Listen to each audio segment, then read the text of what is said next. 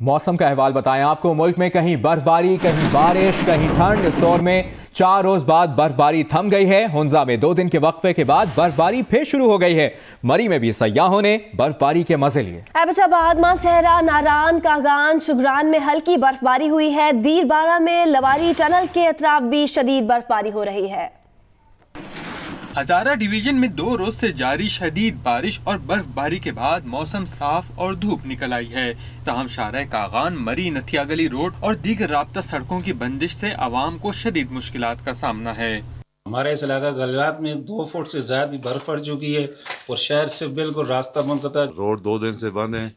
बिजली का निज़ाम बिल्कुल दरम चुका है। लोग घरों में मफलूज होकर रह गए। गवर्नमेंट से पहले के रोड खोल दे और बिजली बंद है 2 दिन से, बिजली भी खोल दे। मानसेरा में ग्रिड स्टेशन में लाइनों में खराबी के बायस बेशतर इलाकों में 2 रोज से बिजली भी बंद है। गिलगित बल्तिस्तान के जिला हुंजा में 2 रोज के बाद एक बार फिर बर्फबारी शुरू हो गई है। अस्तोर में 4 रोज से जारी बर्फबारी का सिलसिला आज रुक गया है। दीरबाला में लवारी टनल के अतराफ शदीद बर्फबारी हुई। जिले इंतजामिया ने मुसाफिरों की सहूलत के लिए कंट्रोल रूम कायम कर दिया है। पारा, चिनार, चित्राल समेत खैबर पख्तूनख्वा के बाला इलाकों में बर्फबारी के बाद खून जमा देने वाली सर्दी का राज है। आज़ाद कश्मीर के मुख्तलिफ इलाकों में कहीं बारिश और कहीं यकबस्ता हवाओं के साथ मौसम शदीद सर्द है। मरी में 2 दिन से जारी बर्फबारी का सिलसिला थमने के बाद धूप निकल आई है। झेलम, साहिवाल, सियालकोट समेत पंजाब के कई शहरों में हल्की बारिश के बाद सर्दी मजीद बढ़ गई है। चित्राल जाने वाली गाड़ियां बर्फबारी की वजह से कोलंडी के मकाम पर फंस गई हैं। बर्फबारी के बायस बालाई इलाकों दो बंदू दरा, अशीराई दरा और कोहिस्तान में राब्ता सड़कें बंद हैं, जिसकी वजह से लोगों को शदीद मुश्किलात का सामना करना पड़ रहा है। मजीद बता रहे हैं जियो न्यूज़ के नुमाइंदे मुबारक जान।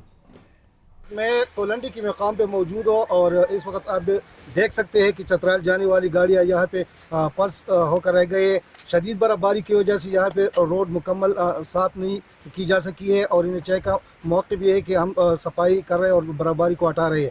मैं यहाँ ये बताता चलूँ कि 2 रोज़ बाद भी दिरबाला की मुख्तलिफ बालाई इलाकों, कोस्तान, शेर दरा, अतन दरा, दो बंदो दरा में राबिता सड़कें बंद है, जिसकी वजह से लोगों को शदीद मुश्किलात का सामना है और इंतज़ामिया ने यहाँ इन इलाकों में अभी तक सफाई का काम शुरू नहीं किया है। इसके अलावा बिजली की सप्लाई भी मुअत्तल है और वो मुकम्मल तौर पर बहाल नहीं हो सकी है। जी, बराह रास्त आपको लिए चलेंगे लाहौर, जहाँ पर थिंक फेस्टिवल में वफाकी वज़ीर इत्तलात फवाद चौधरी खिताब करें। अब गवर्नमेंट कैसे स्पॉन्सर करेगी? या तो गवर्नमेंट कर्जा लेगी और आपको पैसे देगी, या मजीद टैक्स लगाएगी और आपको पैसे देगी। This is not in the interest of Pakistan कि गवर्नमेंट सब्सिडाइज करे न्यूज मीडिया को। News media must have vested interest in Pakistan economy. और पूरी दुनिया में जो न्यूज के जो चैनल्स हैं वो अपना मॉडल गवर्नमेंट के ऊपर नहीं बनाते। जब भी मालिकान की बात होती है तो मैंने पहले भी उनको ये अर्ज किया कि आप एक फैसला करें कि गवर्नमेंट आपकी सेवियर है या हम आपके क्लाइंट हैं। अगर हम आपके सेवियर हैं तो फिर आप मुझे बताइए कि मीडिया इंडिपेंडेंट कैसे होगा। अगर मैंने पैसे देने हैं तो फिर तो मैं फैसला करूंगा कि हेडलाइंस क्या होंगी, फिर तो मैं फैसला करूंगा कि हुकूमत कैसे कोई टीवी चलना है, बिकॉज पैसे मैं दे रहा हूं। ये जो डिपेंडेंस है न्यूज मीडिया की on the government, that must go down in the interest of independence of media, in the interest of Pakistan media. और उनको अपने मॉडल्स को रीवैम्प करना पड़ेगा। लाइकवाइज, सॉरी आखिरी मिनट, प्रिंट मीडिया, जब भी मैं ये बात करता हूँ APNS एक बयान मेरे खिलाफ दे देती है। मैं कहता हूं कि आपको डिजिटल मीडिया और मॉडर्न टेक्नोलॉजी टेक ओवर कर लेगी। और जब मैं ये कहता हूं, पिछली दफा मैंने ये कहा तो मैंने ये कहा कि ये रवायती जो केबल है ये भी आखिरी 5-7 साल है, तो केबल ऑपरेटर एसोसिएशन ने मेरे खिलाफ बयान दे दिया। मैंने कहा भाई मैं इंटरनेट मैं नहीं चला रहा, इंटरनेट दुनिया में और बैठे हुए टेक्नोलॉजी को मैं नहीं रोक सकता। आप बयानों के ऊपर, प्रोटेस्ट के ऊपर या ये कहना कि नहीं ये इंफॉर्मेशन मिनिस्टर डरा रहा है हमें, इस तरह तो दुनिया नहीं चलेगी। दुनिया अपनी पेस पे चल रही है, टेक्नोलॉजी अपनी पेस पे चल रही है, वो हमारे कहने से ना रुकनी है ना हमारे कहने से बढ़नी है। So technology will take over print media, technology will take over TV media in different form. So आप लोगों को जहनी तौर के ऊपर तैयार होना पड़ेगा. हम जो कंट्रीब्यूशन करेंगे, हम ये कर रहे हैं कि हम मॉडर्न यूनिवर्सिटी बना रहे हैं. हम उसमें तमाम कोशिश करेंगे कि जो नया स्किल है वो दे सकें.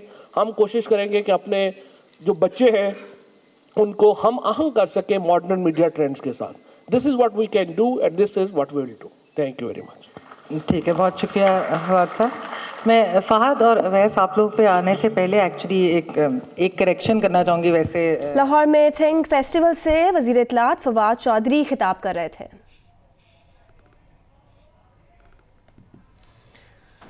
अभी आपको बताएं, वज़ीर आला सिंध मुराद अली शाह का कहना है कि हमारे यहाँ जो भी फसाद फैलाएगा उससे आहनी हाथों के साथ निपटेंगे. सिंध के खिलाफ साजिशें कामयाब नहीं हो सकती. उन्होंने कहा कि अदालतों पर पूरा यकीन है रिलीफ मिलेगा. उनका कहना था कि ऑपोजिशन का इकट्ठा होना या इत्तेहाद बनाना पार्टी क़यादत का फैसला होता है. मुराद अली शाह ने कहा कि पूरा मुल्क वज़ीर आज़म का है, जहाँ चाहें आए जाएं. जब तक सिंध की अवाम और पाकिस्तान पीपल्स पार्टी की लीडरशिप चाहेगी, सिंध हुकूमत वैसी बरकरार रहेगी. हमारे यहाँ कोई फसाद फैलाने की कोशिश करेगा तो उससे आईनी हाथों से निपटा जाएगा. हमने अल्लाह ताला का शुक्र है, सिंध हुकूमत ने लोगों की मदद से, हमारी पुलिस की कुर्बानियों से, फ़ौज और रेंजर्स की मदद से इस सूबे से दहशतगर्दी का बड़ी हद तक खात्मा किया है. तो छोटे मोटे फसादी जो है वो हमारे सामने नहीं दिख सकते. अदालतें मौजूद हैं, हमें अदालतों पे पूरा यकीन है. इंशाल्लाह ताला हमें उम्मीद है कि ऐसा दोहरा मेयार कहीं अगर हुआ तो उसको दाखिले पे पाबंदी नहीं होगी. हमें वैसे कोई ज़रूरत नहीं, वो आए जिस वक्त चाहे आए.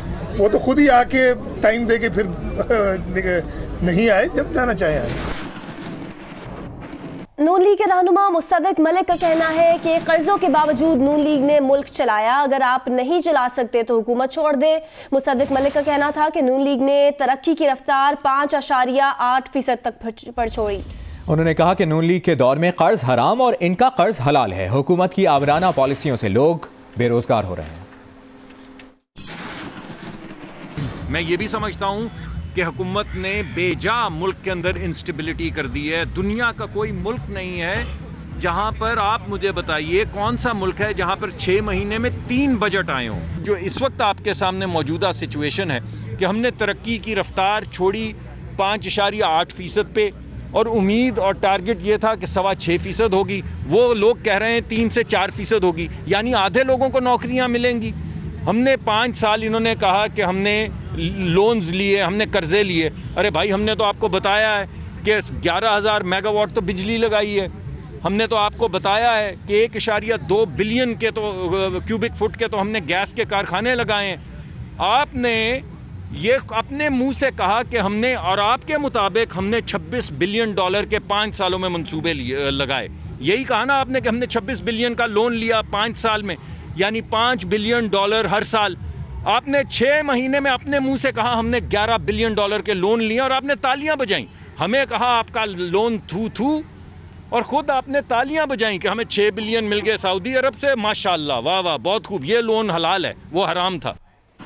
नून लीग के रहनुमा और साबिक वज़ीर ख़जाना मिफ्ता इस्माइल का कहना है कि 5 माह में भी हुकूमत फैसला नहीं कर सकी कि IMF के पास जाना है या नहीं. PTI की हुकूमत ने स्टेट बैंक से 1400 अरब रुपए के कर्जे लिए. स्टेट बैंक से 1400 अरब रुपए लेने का मतलब है कि नोट छापे गए हैं. समझ नहीं आ रहा कि हुकूमत मुल्क को किस तरफ ले जाना चाहती. मिफ्ता इस्माइल ने कहा कि नून लीग ने बिजली का मसला हल कर दिया था, इन्होंने फिर बिजली का मसला खड़ा कर दिया है. ये झूठ बोलकर अपनी नाअहली छुपाते हैं. मिफ्ता इस्माइल ने कहा कि नैब की जानिब से उन्हें एक सवालनामा दिया गया है, उसका जवाब जुमे तक जमा कराएंगे.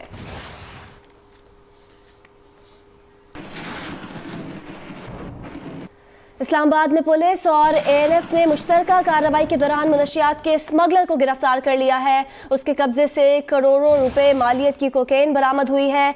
ANF के ज़राए का कहना है कि गिरफ्तार मुलजिम कासिम कोकेन सप्लाई करता है. दीगर मुलजिमान भी गिरफ्तार किए गए हैं. मुलजिम कासिम खुद को वज़ीर मुमलिकत बराए दाखिला शहरियार आफरीदी का दोस्त बताता है. वज़ीर मुमलिकत के साथ उसकी तस्वीर भी हैं. दूसरी जानिब तर्जुमान ANF का कहना है कि मुलजिम के वज़ीर मुमलिकत बराए दाखिला से ताल्लुक वाली खबर का ANF से कोई ताल्लुक नहीं. मुलजिम के खिलाफ कानून के मुताबिक कार्रवाई की जाएगी.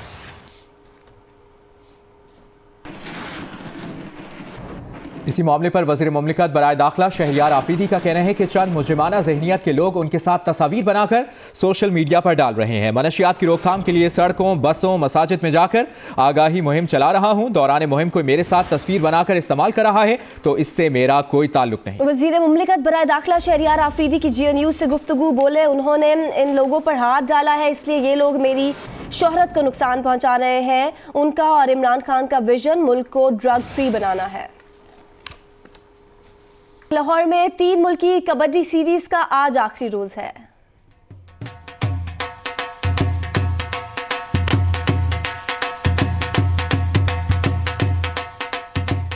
तीसरी पोजीशन के मैच में पाकिस्तान वाइट्स ने ईरान को हरा दिया है। फाइनल में पाकिस्तान ग्रीन और भारतीय पंजाब की टीमें कुछ देर बाद मद्दे मुकाबिल होंगी। मैचेस से पहले करोड़ों रुपए मालियत के टार्टन ट्रैक पर घोड़ों का रक्स भी हुआ। ट्रैक खराब होने का भी खदशा है। मजीद बात करेंगे नुमाइंदा जियो न्यूज़ सुहेल इमरान से। सुहेल, पहले तो कबड्डी मुकाबलों की बात करते हैं। तीसरी पोजीशन के मैच की क्या अपडेट है?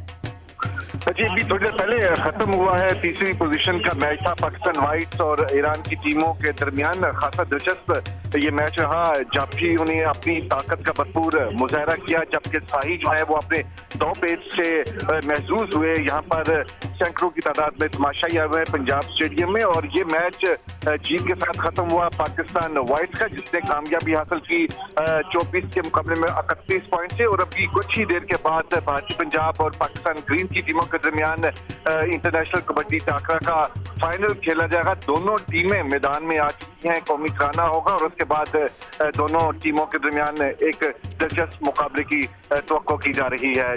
दिलचस्प मुकाबले की तवक्को की जा रही है। फाइनल कुछ देर में शुरू हो जाएगा। ये भी बताएगा सुहेल, जैसा कि आपने रिपोर्ट किया, करोड़ों रुपए मालियत का टार्टन ट्रैक मुतासिर होने का खदशा है, ये सब क्या मामला है?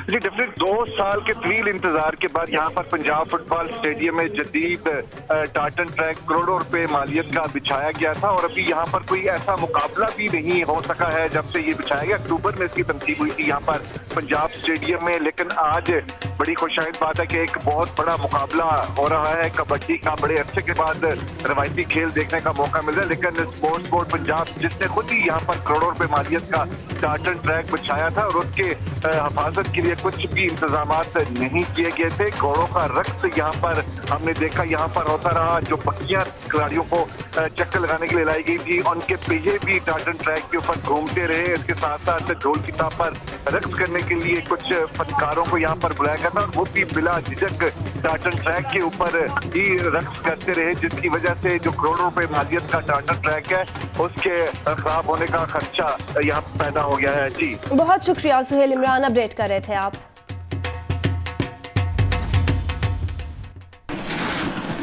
खबरों के सिलसिले को आगे बढ़ाया, आपको बताएं गवर्नर सिंध इमरान इस्माइल का कहना है कि नौजवानी में बहुत बाइक्स रखी, जवानी अब भी बाकी है और बाइक्स का शौक भी बरकरार है। इमरान इस्माइल ने राइड पाकिस्तान के बाइक मेले में शिरकत की। हैवी बाइक्स की चिंगारती आवाजों ने आसमान सर पर उठा लिया।